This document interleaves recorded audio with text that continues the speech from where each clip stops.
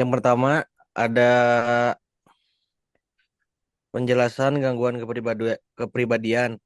Gangguan kepribadian secara umum dibagi menjadi tiga kelompok utama atau klaster berdasarkan klarifikasi DSM, Diagnostic and Statistical Manual of Mental Disorders. Ketiga kelompok ini mencakup pola pikir, emosi, dan perilaku yang menetap dan menyebabkan kesulitan dalam kehidupan sehari-hari. Yang pertama, klaster A. Kelompok ini ditandai oleh pola berpikir dan perilaku yang aneh atau eksentrik, seringkali melibatkan ketidakpercayaan atau isolasi sosial. Contohnya termasuk gangguan kepribadian paranoid atau kecurigaan yang berlebih terhadap orang lain, skizoid atau pelepasan diri dari hubungan sosial, dan skizotipal atau perilaku eksentrik dengan distorsi persepsi. Yang kedua, klaster B. Kelompok ini melibatkan emosi yang tidak stabil, dramatis, dan perilaku impulsif yang sering mempengaruhi hubungan interpersonal. Jenisnya mencakup antisosial atau pelanggaran hak orang lain. Borderline, yaitu ketidakstabilan emosi dan identitas diri. Histrionik, yaitu pencarian atau perhatian berlebih. Dan naristik, yaitu grandiositas dan kurang empati. Klaster C, kelompok ini dicirikan oleh kecemasan, ketakutan, dan pola menghindar yang ekstrim dalam interaksi sosial. Contoh meliputi menghindari atau penghindaran karena rasa malu, dependent, ketergantungan berlebih kepada orang lain, dan obsesif kompulsif, yaitu perfeksionisme kaku dan kontrol berlebihan.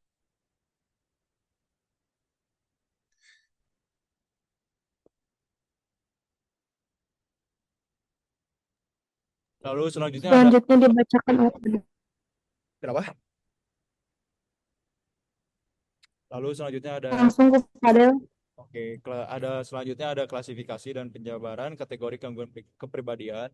Menurut pedoman penggolongan dan diagnosis gangguan jiwa atau singkatannya PPDGJ, tiga gangguan kepribadian dikelompokkan ke dalam tiga kelompok besar berdasarkan kesamaan pola perilaku, cara berpikir, serta respon emosional individu terhadap lingkungan sosialnya. Ketiga kelompok tersebut dikenal sebagai kelompok A, kelompok B, dan kelompok C. Masing-masing kelompok memiliki karakteristik umum dan kategori gangguan kepribadian yang berbeda. Yang pertama ada kelompok A, pola perilaku aneh dan eksentrik. Kelompok A ditandai oleh pola perilaku yang tampak aneh, menyimpang, serta kesulitan dalam menjalin hubungan sosial. Individu dalam kelompok ini cenderung menarik diri dari lingkungan sosial, memiliki cara berpikir yang tidak lazim, dan seringkali dicurigai atau disalahpahami oleh orang lain. Gangguan kepribadian dalam kelompok ini meliputi gangguan kepribadian paranoid. Gangguan kepribadian paranoid ditandai dengan kecurigaan yang berlebihan tidak berdasar terhadap orang lain. Individu dengan gangguan ini cenderung menafsirkan tindakan orang lain sebagai ancaman atau upaya untuk merugikan dirinya meskipun tidak terdapat bukti yang nyata. Mereka sulit mempercayai orang lain, mudah menyimpan dendam, dan sering merasa diperlakukan tidak adil. Dalam konteks hukum pidana, pola pikir seperti ini dapat memicu konflik, perilaku agresif, atau tindakan balas dendam.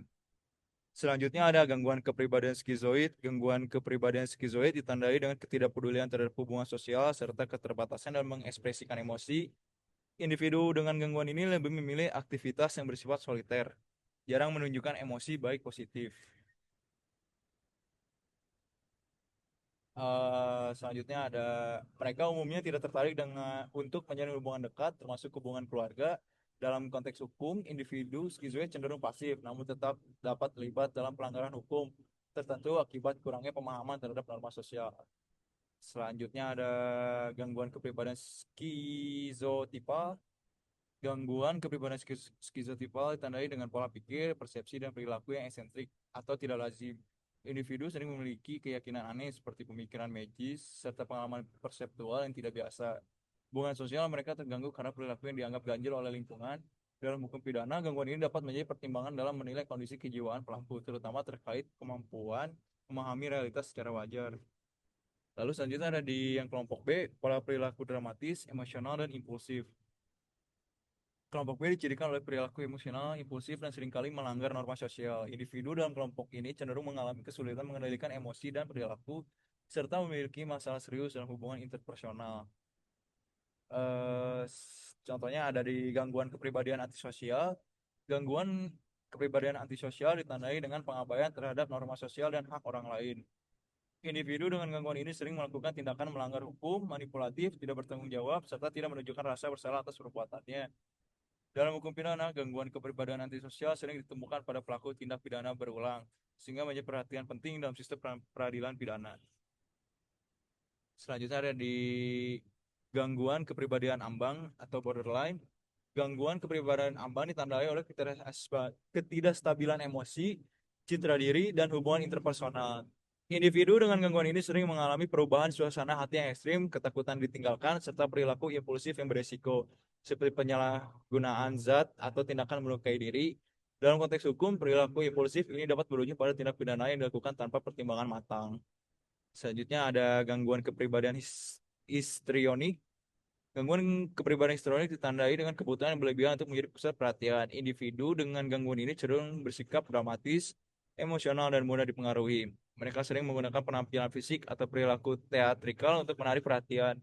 Dalam konteks hukum, gangguan ini dapat mengaruhi kredibilitas kesaksian atau perilaku individu dalam proses peradilan. Selanjutnya ada gangguan kepribadian narsistik.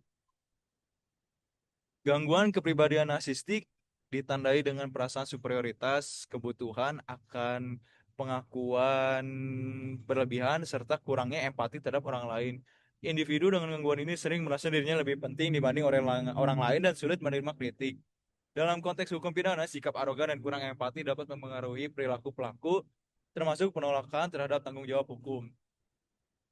Selanjutnya ada gangguan pola perilaku cemas dan takut berlebihan. Kelompok C dicirikan oleh kecemasan tinggi, rasa takut rasa takut berlebihan, serta kebutuhan yang kuat akan rasa aman. Individu dalam kelompok ini cenderung patuh, menghindari konflik, dan memiliki kepercayaan diri yang rendah. Selanjutnya akan dijelaskan oleh teman saya. Selanjutnya ada contoh gangguan kepribadian. Yang pertama adalah gangguan kepribadian paranoid. Gangguan kepribadian paranoid ditandai oleh kecurigaan mendalam dan keyakinan bahwa orang lain bermaksud menyakiti atau mengeksploitasi individu tersebut tanpa dasar yang cukup. Sebagai contoh, seorang pasien menerus menginterpretasikan komentar netral dari rekan kerja sebagai serangan pribadi atau konspirasi, sehingga menghindari interaksi sosial dan seringkali merespon dengan kemarahan defensif. Yang kedua adalah gangguan kepribadian skizoid. Gangguan kepribadian skizoid melibatkan pola isolasi sosial yang ekstrim dan kurangnya minat terhadap hubungan interpersonal. Seringkali disertai dengan imajinasi yang kaya namun tidak diekspresikan. Contohnya, seseorang dengan gangguan ini mungkin lebih memilih menghabiskan waktu sendirian dengan hobi seperti membaca atau bermain game, menolak undangan sosial karena merasa tidak perlu atau tidak nyaman dengan kedekatan emosional, meskipun mereka tidak mengalami delusi atau halusinasi.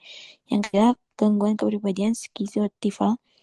Gangguan kepribadian skizotifal dicirikan oleh perilaku eksentrik, keyakinan aneh, dan kesulitan dalam membentuk hubungan intim, seringkali dengan elemen persepsi yang tidak biasa. Sebagai contoh, individu ini mungkin percaya pada kekuatan telepati atau memiliki kebiasaan aneh seperti mengumpulkan benda-benda tak berguna sambil menghindari interaksi sosial karena merasa berbeda dari orang lain, yang dapat membuat mereka tampak aneh atau misterius.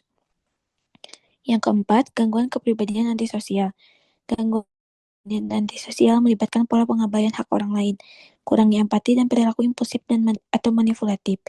Seringkali dimulai sejak masa remaja. Contohnya, seorang mungkin terlibat dalam penipuan berulang, seperti menipu orang lain untuk keuntungan pribadi tanpa rasa bersalah, atau mengabaikan tanggung jawab sosial seperti membayar utang yang dapat berujung pada masalah hukum. Yang kelima, gangguan kepribadian borderline. Gangguan kepribadian borderline ditandai oleh kestabilan emosional yang intens, hubungan interpersonal yang tidak stabil, dan ketakutan akan penolakan, seringkali disertai dengan impulsivitas. Sebagai contoh, seorang pasien mungkin mengalami fluktuasi suasana hati yang ekstrim, seperti berganti dari cinta mendalam ke kebencian dalam waktu singkat terhadap pasangan, atau terlibat dalam perilaku berisiko seperti pengeluaran berlebihan atau bunuh diri impulsif untuk mengatasi rasa kosong. Yang keenam, gangguan kepribadian histrionik. Gangguan kepribadian histrionik melibatkan kebutuhan berlebihan untuk menjadi pusat perhatian, ekspresi emosi yang berlebihan, dan perilaku yang dramatis untuk menarik perhatian.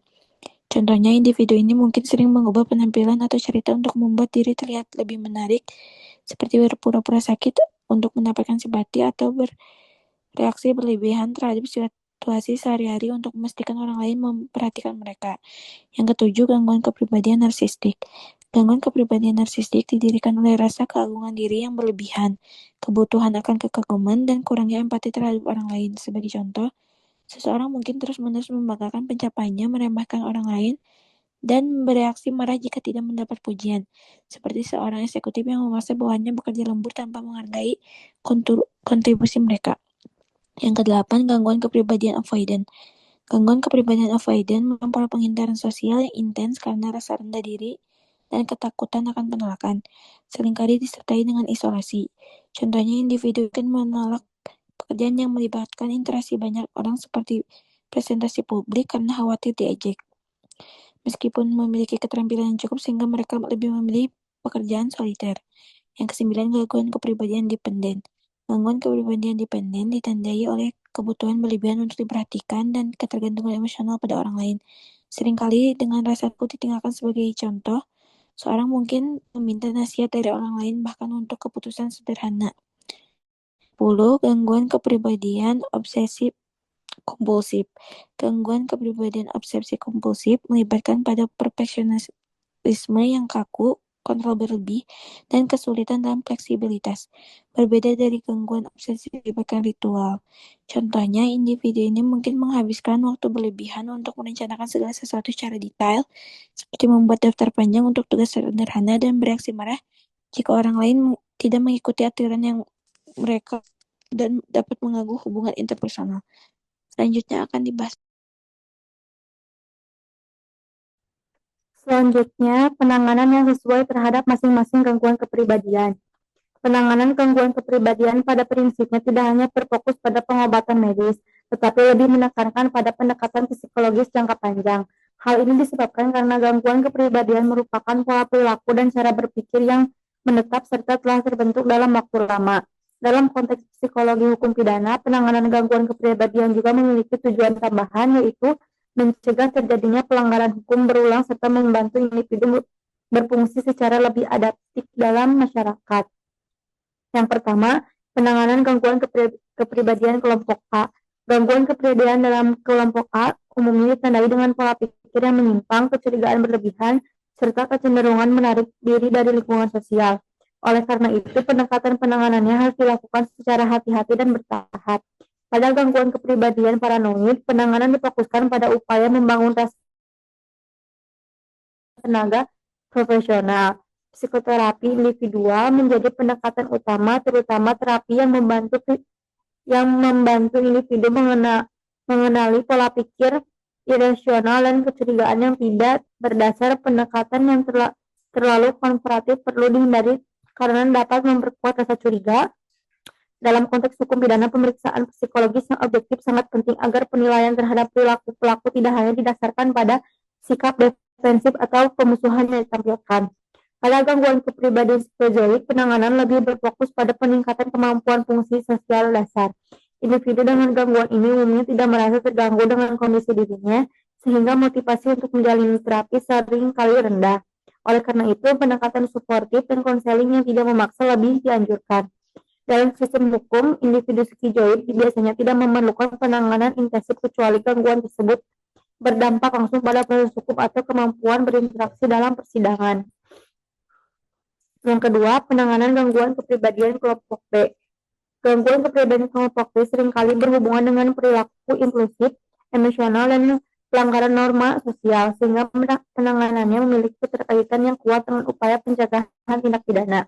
Pada gangguan kepribadian antisosial, penanganan merupakan tantangan besar karena individu umumnya tidak merasa bersalah atas perbuatannya dan memiliki motivasi rendah untuk berubah. Pendekatan yang dilakukan lebih bersifat struktural dan jangka panjang, seperti program rehabilitasi perilaku, terapi berbasis kontrol impuls, serta pengawasan sosial yang ketat. Dalam sistem hukum pidana, penanganan gangguan ini sering dikaitkan dengan program pembinaan lembaga pemasyarakatan guna mengurangi risiko residivisme. Yang ketiga, penanganan gangguan kepribadian kelompok C. Gangguan kepribadian kelompok C ditandai dengan kecemasan dan rasa takut berlebihan, sehingga penanganannya lebih berfokus pada peningkatan rasa percaya diri dan kemandirian individu. Pada gangguan kepribadian menghindar, terapi bertujuan membantu individu mengatasi rasa takut akan penolakan dan peningkatan kemampuan interaksi sosial. Pendekatan terhadap dilakukan agar individu tidak merasa tertekan. Dalam konteks hukum, individu dengan gangguan ini sering memerlukan pendampingan agar mampu menjalani proses hukum dengan baik. Pada gangguan kepribadian independen, penanganan difokuskan pada penguatan kemandirian dan kemampuan mengambil keputusan. Terapi membantu individu belajar bertanggung jawab atas pilihannya sendiri dan mengurangi ketergantungan berlebihan pada orang lain. Hal ini penting dalam konteks hukum pidana karena individu dependen rentan terlibat tindak pidana akibat pengaruh pihak lain. Sementara itu, gangguan kepribadian obsesif dan kompulsif ditangani melalui terapi yang membantu individu mengurangi kelakuan berpikir dan perfeksionisme berlebihan. Pendekatan ini bertujuan meningkatkan fleksibilitas dan toleransi terhadap ketidaksempurnaan. Dalam konteks hukum, penanganan ini penting agar individu tidak terjebak pada penafsiran aturan secara ekstrim yang dapat memicu konflik hukum. Selanjutnya akan dibacakan oleh rekan saya. Selanjutnya, faktor-faktor yang dapat menyebabkan gangguan kepribadian itu kambuh. Kekambuhan gangguan kepribadian pada umumnya tidak terjadi secara tiba-tiba, melainkan dipengaruhi oleh berbagai faktor yang saling berkaitan. Salah satu faktor utama adalah faktor psikososial, terutama stres berkepanjangan yang tidak terkelola dengan baik. Tekanan pekerjaan, konflik keluarga, kegagalan hubungan interpersonal, atau masalah ekonomi dapat memicu kembali pola pikir dan dapat perilaku maladaptif yang sebelumnya sudah relatif terkendali. Misalnya, seseorang dengan gangguan kepribadian ambang atau borderline dapat kembali menunjukkan perilaku impulsif dan emosi yang tidak stabil setelah mengalami penolakan dalam hubungan dekat. Selain itu, kurangnya dukungan sosial dan lingkungan yang tidak kondusif juga berperan besar dalam kekambuhan. Individu dengan gangguan kepribadian sangat bergantung pada stabilitas relasi sosial. Ketika mereka merasa diabaikan, dikucilkan, atau berada di lingkungan yang penuh konflik, risiko kambuh meningkat. Contohnya, penderita gangguan kepribadian paranoid dapat kembali menunjukkan kecurigaan berlebihan ketika berada di lingkungan kerja yang kompetitif dan tidak transparan. Faktor berikutnya adalah ketidakpatuhan terhadap terapi atau pengobatan. Pada pengobatan, gangguan kepribadian umumnya memerlukan penanganan jangka panjang, terutama melalui psikoterapi. Apabila individu menghentikan terapi secara sepihak atau tidak mengikuti anjuran profesional, maka mekanisme pengendalian diri yang telah dibangun dapat melemah. Sebagai contoh, seorang yang dapat gangguan kepribadian antisosial yang berhenti menjalani konseling dapat kembali terlibat dalam perilaku melanggar norma dan aturan hukum. Selanjutnya, pengalaman traumatis yang berulang atau belum terselesaikan juga dapat memicu kekambuhan. Trauma masa lalu yang tidak diproses secara tuntas dapat muncul kembali ketika individu menghadapi situasi yang mirip dengan pengalaman tersebut. Misalnya, individu dengan gangguan kepribadian menghindar dapat kembali menarik diri secara ekstrim setelah mengalami peristiwa perundungan atau kegagalan sosial yang meningkatkan pada trauma sebelumnya. Mungkin cukup sekian presentasi dari kita.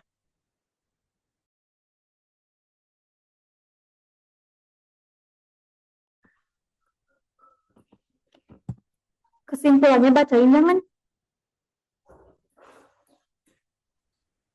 Dibacain atau enggak? Tadi sorry ya nggak ke slide soalnya tadi rada nge-lag nih laptop aku panas soalnya. Nggak apa-apa, aman-aman. Bacain ya Kak, kagok Kak. Oke. Nanti jadi tinggal dipotong-potong aja.